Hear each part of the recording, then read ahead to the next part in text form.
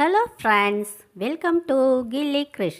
இன்றைக்கி நாம் இந்த வீடியோவில் இட்லி தோசைக்கு தொட்டு சாப்பிட்ற மாதிரியும் சோறுக்கு போட்டு பிசைஞ்சு சாப்பிட்ற மாதிரியும் ஒரு சத்தான சுவையான ஈஸியாக செய்யக்கூடிய மசாலா முருங்கை பொடி எப்படி செய்கிறதுங்கிறத இந்த வீடியோவில் பார்க்கலாம் வாங்க. முதல்ல ஒரு கட்டு முருங்கைக்கீரை எடுத்து நல்லா அலசிட்டு இலையெல்லாம் உருவி நிழலில் காய வச்சிடணும். ஒரு துணியை விரித்து நிழலில் காய வச்சிடணும்.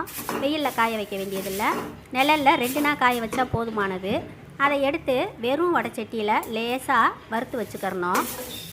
அடுத்ததாக ஒரு கைப்பிடி நல்லா கழுவிட்டு காய வச்ச கருவேப்பிலையை லேசாக பிரட்டி எடுத்துக்கிறணும். அந்த ஈரப்பதம் போயிடுச்சுன்னா தான் நமக்கு கெட்டு போகாமல் இருக்கும். அதனால் ஈரப்பதம் போக லேசாக வறுத்து விட்டுக்கணும்.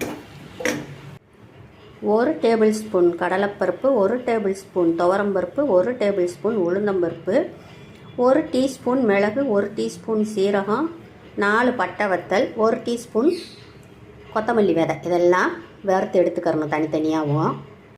இப்போ இந்த முருங்கை இலையை நொறுக்கி பார்த்தோம்னா இப்படி சவுண்ட் வரணும்,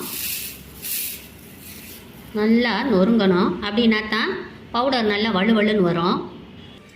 முருங்கை இலை கருவேப்பிலையை தவிர மற்ற எல்லாத்தையும் போட்டு நல்லா பவுடர் பண்ணியாச்சு. இப்படி அரைச்ச பொடியோட கொஞ்சம் போல் உப்பும் கொஞ்சோண்டு பெருங்காயத்தூளும் போட்டிருக்கேன். இப்போ கருவேப்பிலையும் முருங்கை இலையும் அரைச்சி பவுடர் பண்ணியிருக்கோம். பார்த்தா உசுல அரைப்பு மாதிரி இருக்குது. அதையும் சேர்த்து இதோட கொட்டிட வேண்டியதான். கொட்டி நல்லா கலந்து ஏர்டைட் கண்டெய்னரில் போட்டு வச்சுருவோம். இதை நல்ல சுடுசோறில் நல்லெண்ணெயோ நெய்யோ ஊற்றி இது 1 ஸ்பூன் இந்த பொடியை போட்டு பிசைஞ்சு சாப்பிட்டோம்னா உடலுக்கு எல்லா சக்தியுமே கிடைக்கும். குழந்தைகளோட வளர்ச்சிக்கு ரொம்பவும் நல்லது. இதை இந்த மாதிரி ஒரு ஏர்டைட் கண்டெய்னரில் போட்டு வச்சுருவோம். போட்டு வச்சுட்டு நமக்கு எப்போ தேவையோ அப்போ எடுத்து யூஸ் பண்ணிக்கலாம். 1 மாதம் ஆனாலும் இது கெட்டு போகாது.